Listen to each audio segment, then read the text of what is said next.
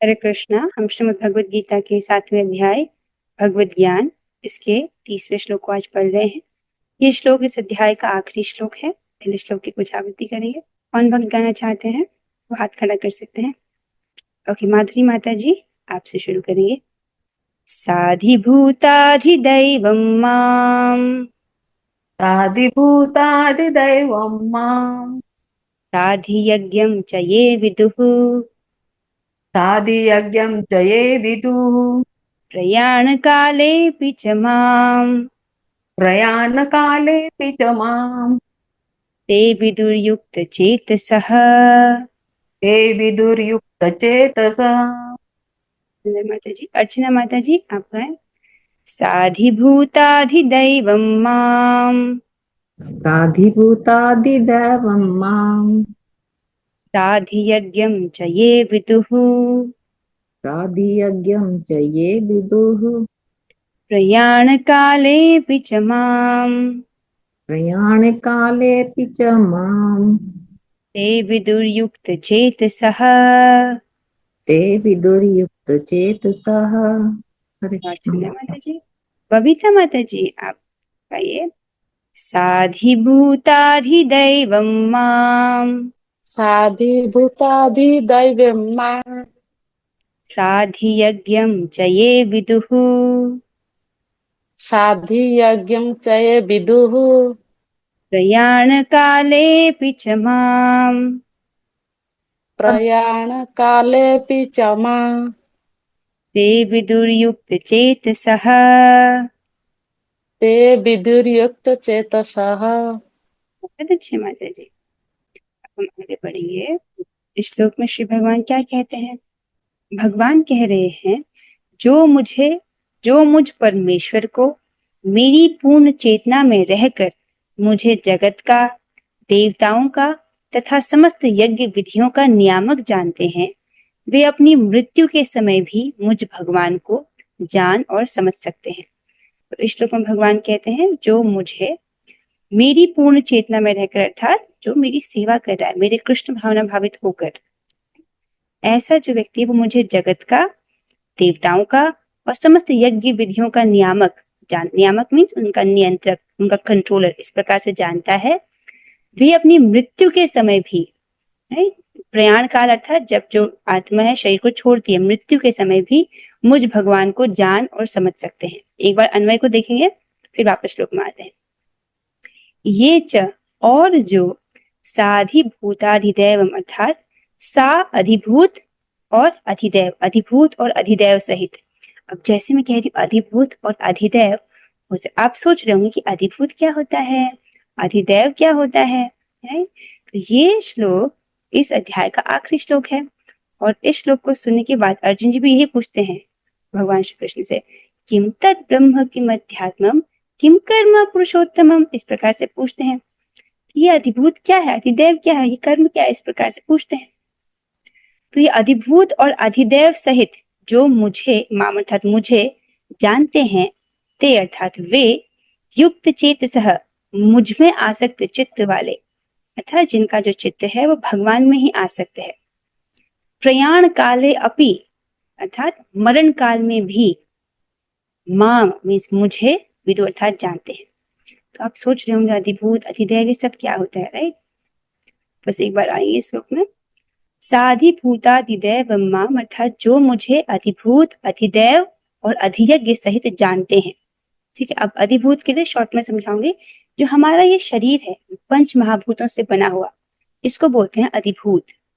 ठीक है, और अधिदैव है भगवान का विराट स्वरूप, जिसके भीतर सारे देवता अंग के रूप में है। तो अधिदेव मीन्स नियामक देवता, और फिर है अधियज्ञ अर्थात परमात्मा। ठीक है, तो जो इस प्रकार से भगवान को अधिभूत अधिदेव और अधियज्ञ के नियामक के रूप में जान रहा है, तो क्या कहते हैं, प्रयाण काले अपि चमा, राइट, प्रयाण काल में भी, मृत्यु के समय में भी वह मुझे, राइट, माम ते विदुर युक्त चेतस, वो मुझे जानता है जो मेरी चेतना से युक्त है। क्या अर्थ है इसका। इसका अर्थ ये है कि देखो, जिस व्यक्ति ने भगवान के भक्तों के संगत में रहकर, राइट, भगवान के विषय में जाना है, वो भगवान के अधिभूत, अधिदैव और अधियज्ञ को जान रहा है कि वो भगवान के नियामक हैं, कंट्रोलर हैं, ऐसा व्यक्ति प्रयाण काल में भी अर्थात मृत्यु के समय में भी भगवान को जानता है। इसका अर्थ ये है कि देखिए, मृत्यु के समय पे बहुत कष्ट होता है।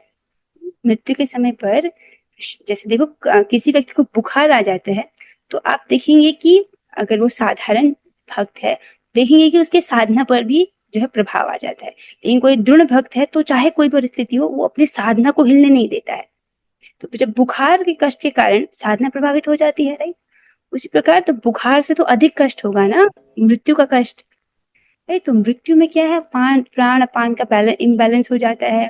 राइट, शरीर में जो तीन त्रिदोष बिगड़ जाते हैं, कष्ट होता है उस वक्त आत्मा को। ऐसे समय में भी वो व्यक्ति उद्विग्न नहीं होता है और उस वक्त भी वो भगवान की महिमा को जानता है, भगवान को जानता है। राइट, अर्थात वो व्यक्ति योग से भ्रष्ट नहीं होता, ऐसा कहना चाहते हैं। ठीक है, बहुत सुंदर श्लोक है। सो अब हम इसको जो है तात्पर्य को देखिए। यहाँ पर देखो अनुवाद में आपको बताया गया अधिभूत अधिदैव अधियज्ञ का अर्थ क्या है कि मुझे जगत का अर्थात अधिभूत, देवताओं का अधिदैव और समस्त यज्ञ विधियों का अर्थात अधियज्ञ का नियामक जानता है। ठीक है, और ये जो टॉपिक क्या है अधिभूत अधिदैव अधियज्ञ, ये आपको अगले अध्याय में स्पष्ट होंगे, तब हम इसको पढ़ेंगे, क्योंकि यही से लिंक जो है शुरू हो रहा है अगले अध्याय का। आइए अब हम तात्पर्य की ओर पढ़ते हैं। अनुवाद और तात्पर्य कृष्ण कृपा मूर्ति श्री श्रीमद एसी भक्ति वेदांत स्वामी प्रभुपाद द्वारा। प्रभुपाद जी कह रहे हैं, कृष्ण भावनामृत में कर्म करने वाले मनुष्य कभी भी भगवान को पूर्णतया समझने के पथ से विचलित नहीं होते। ना सुंदर तरीके से बोल रहे हैं, जो व्यक्ति कृष्ण भावनामृत में कर्म करता है, नहीं, सभी कार्य को भगवान की प्रसन्नता के लिए कर रहा है, तो क्या होता है, वो कभी भी भगवान को पूर्णतया समझने के पथ से विचलित नहीं होता, उस पथ से वो भ्रष्ट नहीं होता, इसको बोल रहे हैं। कृष्ण भावनामृत के दिव्य सानिध्य से मनुष्य समझ सकता है कि भगवान किस तरह भौतिक जगत तथा देवताओं तक के नियामक हैं। राइट, जब व्यक्ति कृष्ण भावनामृत में कार्य करता है, भक्तों के सानिध्य को प्राप्त करता है, भक्तों से सुनता है, तो वो समझ सकता है कि कैसे जो भगवान है इस भौतिक जगत के नियामक हैं और यहाँ तक कि देवताओं के नियामक भी हैं। तो भौतिक जगत के नियामक अर्थात अधिभूत, राइट, जो अधिभूत तो अर्थात पंच भौतिक शरीर जो है, पंच तत्वों से हमारा जो शरीर बना है इसको बोलते हैं अधिभूत। राइट, तो यहाँ पर भौतिक जगत के नियामक और देवताओं के नियामक जो है, इस रूप में जो भगवान को समझ पाता है। फिर प्रभुपाद जी आगे कहते हैं, धीरे धीरे ऐसी दिव्य संगति से मनुष्य का भगवान में विश्वास बढ़ता है, अतः मृत्यु के समय ऐसा कृष्ण भावना भावित व्यक्ति कृष्ण को कभी भुला नहीं पाता। इस प्रकार से जब उसको दिव्य संगति प्राप्त होती है, किसकी, भक्तों की, ठीक है, भक्तों से श्रवण करता है, भगवान की महिमा को जानता है, तो भगवान के प्रति उसकी श्रद्धा बढ़ती है और मृत्यु के समय में भी ऐसा जो व्यक्ति है वो कृष्ण को नहीं भुलाता है, नहीं भुला पाता। अतः वह सहज ही भगवत धाम गोलोक वृंदावन को प्राप्त होता है। हरि बोल। यहाँ पर कितना सुंदर श्लोक है। भगवान कह रहे हैं जो ऐसे समझ रहा है मृत्यु के समय पे भी वो भगवान को जान पाता है। राइट, प्रभुपाद जी कहते हैं कि इस प्रकार से वो सहज तरीके से भगवत धाम अर्थात गोलोक वृंदावन को प्राप्त होता है। सुंदर है। आगे बढ़ते हैं। यह 7वां अध्याय विशेष रूप से बताता है कि कोई किस प्रकार से पूर्णतया कृष्ण भावना भावित हो सकता है। यहाँ पर से प्रभुपाद जी जो है इस अध्याय का सारांश आपको बता रहे हैं, क्योंकि ये श्लोक इस अध्याय का आखिरी श्लोक है। अगर प्रश्न पूछा जाए कि पूर्ण कृष्ण भावना भावित कैसे हो, तो उसके उत्तर में क्या है, ये 7वां अध्याय। 7वें अध्याय में भगवान ने बताया किस प्रकार से वो इस पूरे जगत में व्याप्त हैं। उन्होंने कहा ना, मैं ही जल का स्वाद हूँ, मैं ही अग्नि की ऊष्मा हूँ, मैं ही सूर्य का प्रकाश हूँ। इस प्रकार से आपको अनेक चीजें बताई। राइट, कैसे वो जो जितने भी भौतिक तत्व हैं, इसका जो इनकी तन्मात्रा है वो भगवान पर ही आश्रित है। फिर इस प्रकार से जो है 7वें अध्याय में यही बताया किस प्रकार से जो व्यक्ति है पूर्णतः कृष्ण भावना भावित हो सके। फिर आपने भगवान की पराशक्ति अपराशक्ति के विषय में पढ़ा था कि कैसे ये पूरा जगत उनकी परा और अपराशक्ति का ही प्रदर्शन है। तो जब हम शक्ति को देखते हैं तो उसे हम शक्तिमान का अंदाजा लगाते हैं। फॉर एग्जाम्पल, जब आप सूर्य की किरणों को देखते हो, धूप को देखते हो, तो हम कहते हैं कि हाँ सूर्य आ गया, क्योंकि आपने धूप को देखा जो उसकी शक्ति है। तो इस जगत में आप क्या देख रहे हैं? भगवान की शक्ति ही तो देख रहे हैं सब जगह। ठीक है। कृष्ण भावना का शुभारंभ ऐसे व्यक्तियों के सानिध्य से होता है जो कृष्ण भावना भावित होते हैं। ऐसा सानिध्य आध्यात्मिक होता है और इससे मनुष्य प्रत्यक्ष भगवान के संसर्ग में आता है और भगवत कृपा से वह कृष्ण को भगवान समझ सकता है। ठीक है। तो ये कृष्ण भावनामृत की शुरुआत कैसे होती है? ऐसे व्यक्तियों की संगति से जो कृष्ण भावना भावित हैं, अर्थात जब हम भक्तों की संगति में आते हैं। जब तक हम भक्तों की संगति में नहीं आते हैं, तब हम एक भौतिकतावादी व्यक्ति की तरह जी रहे होते हैं। ठीक है। तो शुरुआत होती है भक्तों की संगति से। भक्तों की संगति में हम आते हैं, उनसे हम सुनते हैं, राइट। हम भगवान के संपर्क में आते हैं, क्योंकि देखिए भगवान अपनी कथा से अभिन्न है। जैसे यहाँ पर आपको लग रहा है कि मैं हिंदी बोल रही हूँ, पर ये हिंदी नहीं है, राइट। एक एक शब्द जो है ये दिव्य है, ये भगवान का ही स्वरूप है। भगवान कहते हैं गीता का हर अक्षर मेरा ही स्वरूप है। इस प्रकार से भगवान के संपर्क में आता है। और जब आप भगवत गीता को सुनते हो ध्यानपूर्वक, तो इससे कृष्ण बहुत प्रसन्न होते हैं, राइट। तो इस भगवान से कृपा करते हैं, तो भगवत कृपा से वो कृष्ण को भगवान समझ सकता है। ठीक है। साथ ही वह जीव के वास्तविक स्वरूप को समझ सकता है और यह समझ सकता है कि किस प्रकार कृष्ण को भुलाने से वह प्रकृति के नियमों द्वारा बद्ध हुआ है। तो इस प्रकार से जब भक्तों की संगत में हम सुन रहे हैं, तो क्या होता है? भगवान की कृपा होती है, भगवान को समझ पाता है, और जो जीव है वो अपने वास्तविक स्वरूप को समझ पाता है। समझ पाता है कि मैं शरीर नहीं हूँ, मैं भगवान का अंश हूँ, राइट। और भगवान का सेवक हूँ, अपने स्वरूप को वो समझता है। और फिर वो ये भी समझता है कि मेरे दुख का कारण क्या है। इस जगत में लोग क्या चाहते हैं? कि मेरे दुख की निवृत्ति हो जाए, सभी यही चाहते हैं। और जीवात्मा के रूप में सुख की स्पृहा करना ये तो स्वाभाविक है ही, सुख की इच्छा रखना। तो हम ये समझ पाते हैं कृष्ण भावनामृत में कि जो जीव है, बद्ध जीव है, उसके दुख का कारण क्या है, राइट। तो किस प्रकार कृष्ण को भुलाने से वह प्रकृति के नियमों द्वारा बद्ध हुआ है। तो कारण क्या है? दुख का मूल कारण क्या है? कृष्ण को भूल जाना, कृष्ण का विस्मरण होना। ठीक है। इसी के कारण जो है ये बद्ध जीवन शुरू होता है। इसी के कारण जो है प्रकृति के नियमों में जीव बद्ध जाता है। वह यह भी समझ सकता है कि यह मनुष्य जीवन कृष्ण भावनामृत को पुनः प्राप्त करने के लिए मिला है। ठीक है। ये सब क्यों समझ पाता है? क्योंकि वो भक्ति करता है, राइट। नियमित रूप से जप कर रहा है, प्रसाद खा रहा है, राइट, भगवान की कथा श्रवण कर रहा है, तो उसके चित्त का मार्जन हो रहा है, उसका चित्त पवित्र हो रहा है। और जितना जितना अधिक पवित्र होता है चित्त, आपको उतनी अधिक बात समझ आती है। ठीक है। अगर यही जो कक्षा है, एक बहुत रजोगुणी व्यक्ति इस कथा को सुने, उसे कुछ समझ नहीं आएगा। रजोगुणी को आप ऐसे समझिए, रज मतलब धूल, जिसकी आंखों में धूल गिर गई हो, वो नहीं देख पाता है, राइट। उसी प्रकार से जो गुणों के प्रभाव में है, वो भी व्यक्ति इसको नहीं समझ सकता है।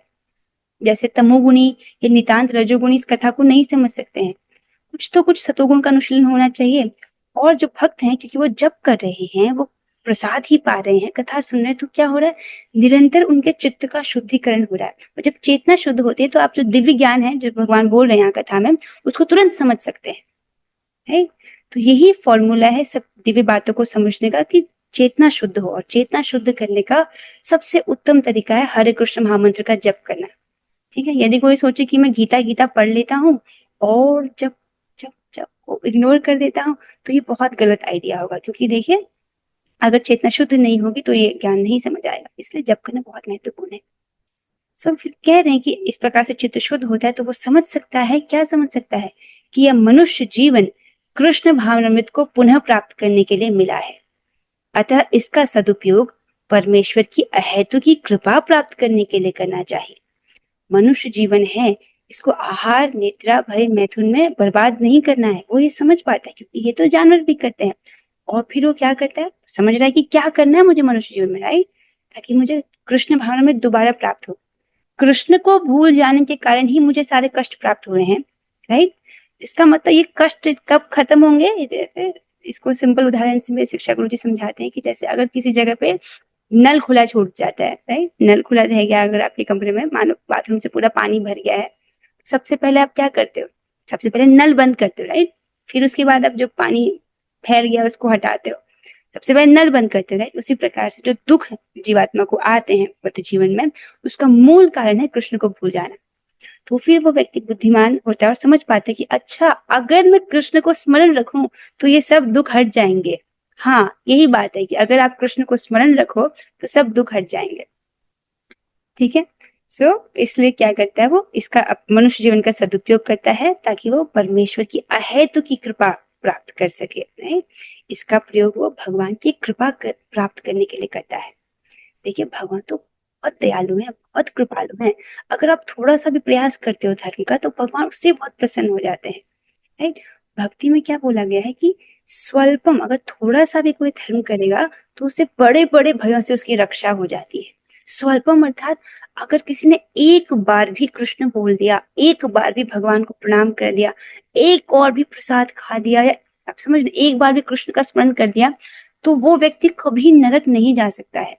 ये बात कौन कहते हैं? यमराज जी स्वयं अपने दूतों को शिक्षा देते हैं कि जिसने कभी अपने जीवन में एक बार भी कृष्ण को प्रणाम नहीं किया, एक बार भी उनका नाम नहीं बोला, एक बार भी उनको स्मरण नहीं किया, राइट, तुम उस दुष्ट व्यक्ति को मेरे यहाँ पर ले आओ, राइट? अर्थात ये नरक में लेकर आओ।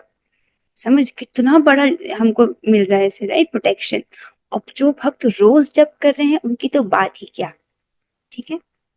so, आगे बढ़ते हैं। इस अध्याय में जिन अनेक विषयों की विवेचना की गई है वे ये है। इस अध्याय में अलग आपने बहुत सारे विषय पढ़े, उनको प्रभुपाद जी यहाँ पर सारांश में आपको बता रहे हैं।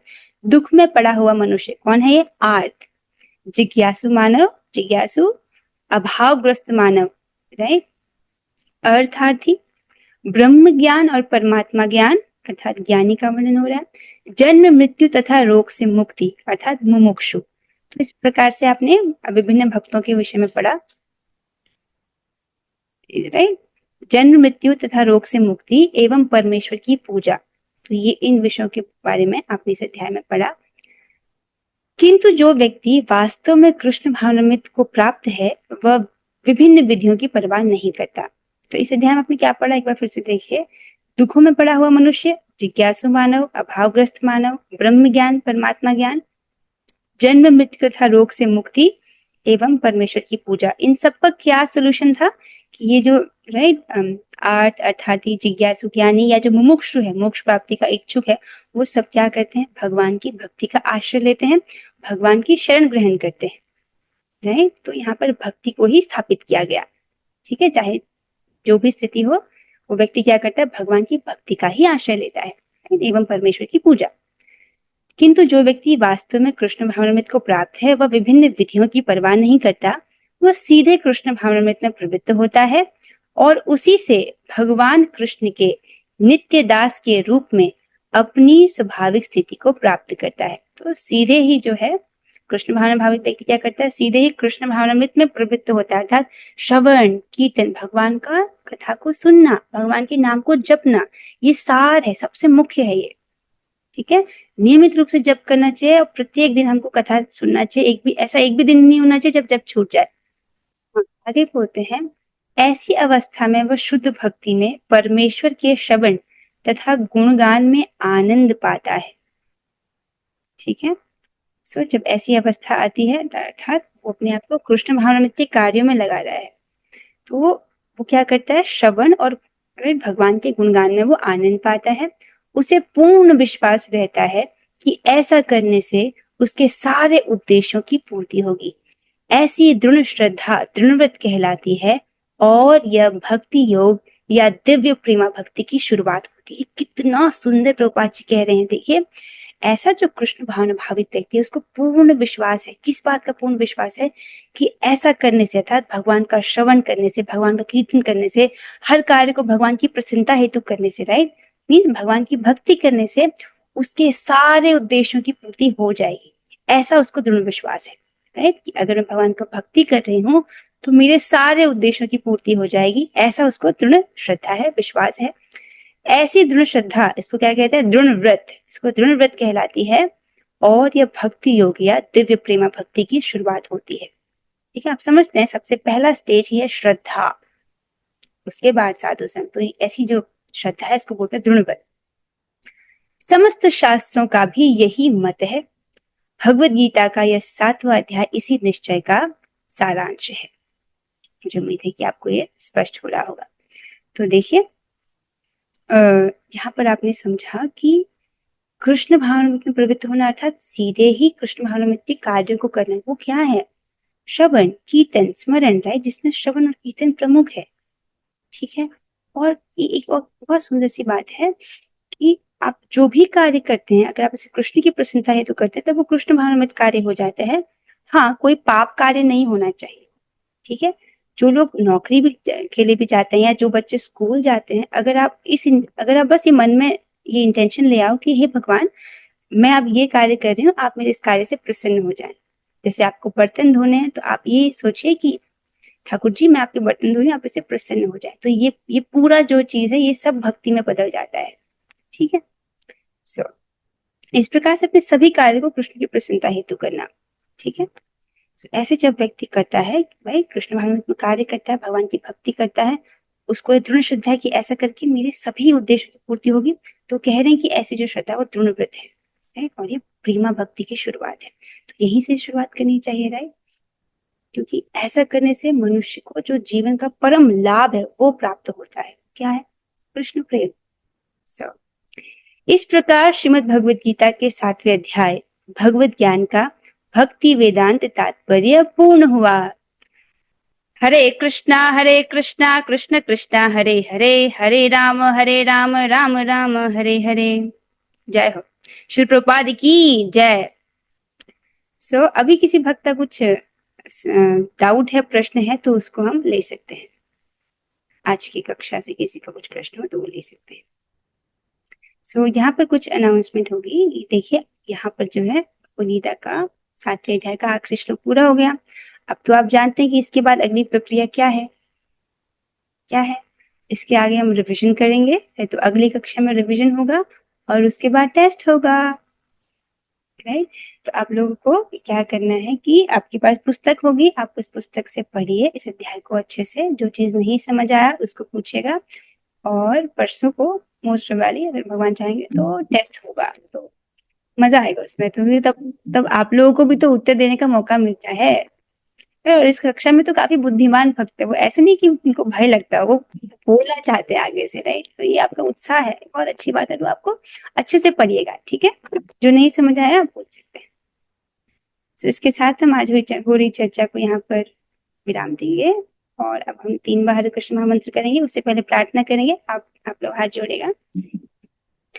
हे स्वामी, अब हम सभी के प्रयासों से प्रसन्न हो जाएं। हम सभी बद्ध जीव आपके शुद्ध भक्त बने और आपकी दिव्य प्रेमा भक्ति करें। आइए अब हम 3 बार हरे कृष्ण महामंत्र कहेंगे। आप लोग अपने माइक ऑन कर लीजिए।